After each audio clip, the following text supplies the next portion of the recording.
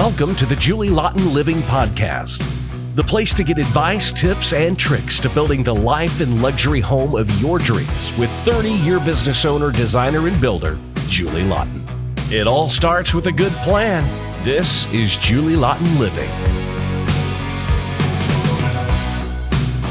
Welcome back to another episode of Julie Laughton Podcast. Thank you for joining me. And don't forget to check out my 7 simple steps. They're very handy to have and know what to expect when you remodel or build a custom home. And today's episode is about custom fountains and building a fountain in your backyard and the whole aesthetics of that. And before we get started, like I said, check out my 7 simple steps. But otherwise, here we go.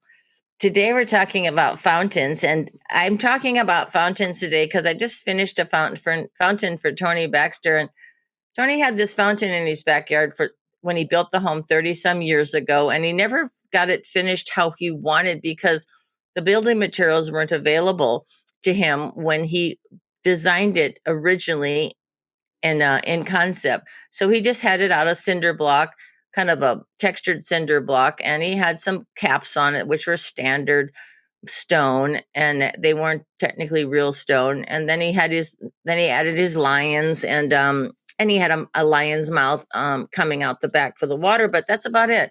And then he had his lily pads and his fish in there.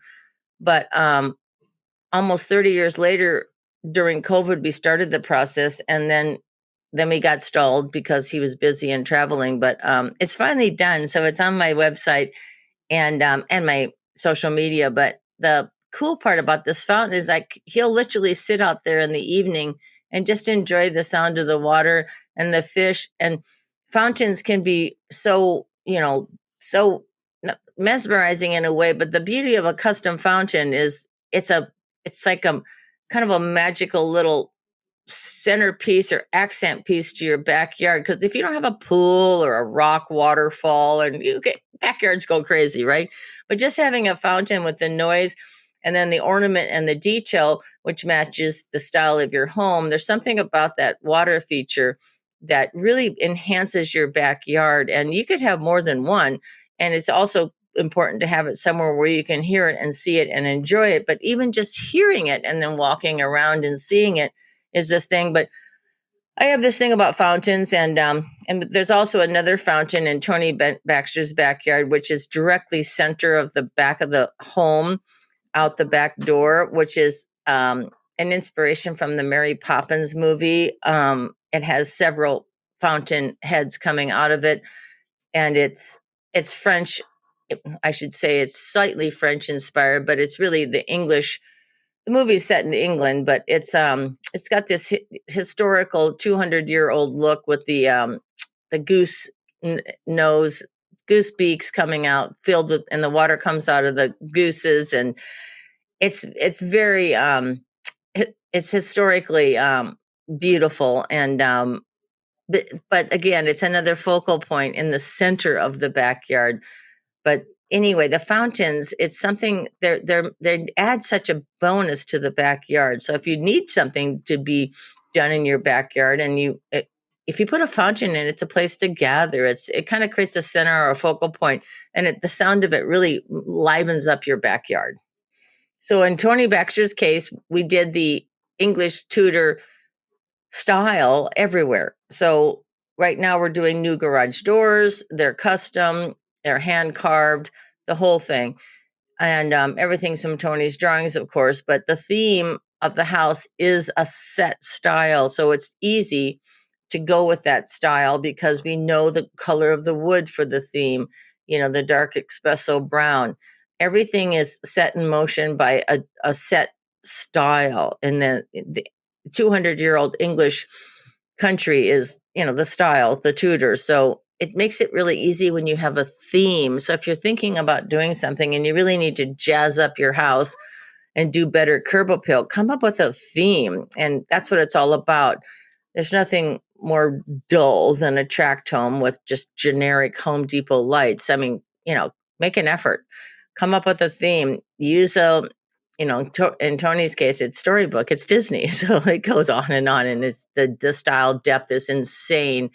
amount of details, and you just feel like you're in a fairy tale. Because in my client Tony Baxter's house, there's a Sherwood forest on the side of his property. There's the Mary Poppins backyard. There's the English Tudor fountain with goldfish, and it just goes on and on. You're in a different section of history and style in every portion of his yard. So it's and there's a little Stony Brook path over a wooden bridge. I mean, there's all kinds of stuff. So it's fountains add style. And themes, it's nice to have a theme. So for the Tony Baxter project, Tony is an Imagineer for Disney for many years, and he is like me. He sees it before it's done. So he just simply puts together a drawing that is pretty much accurately to scale and has every detail that we need to build. So in the case of the fountain, he drew in specific style of rocks, the way the rocks were cut, and he has these lion's heads. He has his fountain spout already and different features, but the style is all from the Imagineer putting his vision on paper. And then when he puts it on paper, the design and the style is already done. And then we were responsible for the function, like how does the pump work? How does the water level work? So we all work together on all that. And it's the technical side is all us to make it work, make it function. And then the way we installed the rocks. And I think that was one of the best. I know my stone guys who have been with me for years, they had the most fun building this fountain and putting the stone on it than any project they've ever done, because it was historically correct and vintage, and it's like a dry set stone. And it just was, and they had to cut each one in a certain way to make them fit. And it was just fabulous, and everybody enjoyed it. So probably the best client and the best project I've ever done in the history of my career is working with Tony Baxter, because he's a true visionary. We match on the vision. We both see it before it's built. And when you have someone that actually has a design, a style, and we can make it work and build it and make it function and really show off our talent as craftsmen, it really is super rewarding. And that's what I like, working on projects where we solve problems and we make it happen and make it work, because nothing's straightforward in this business, especially when it's custom. It's a ton of variables.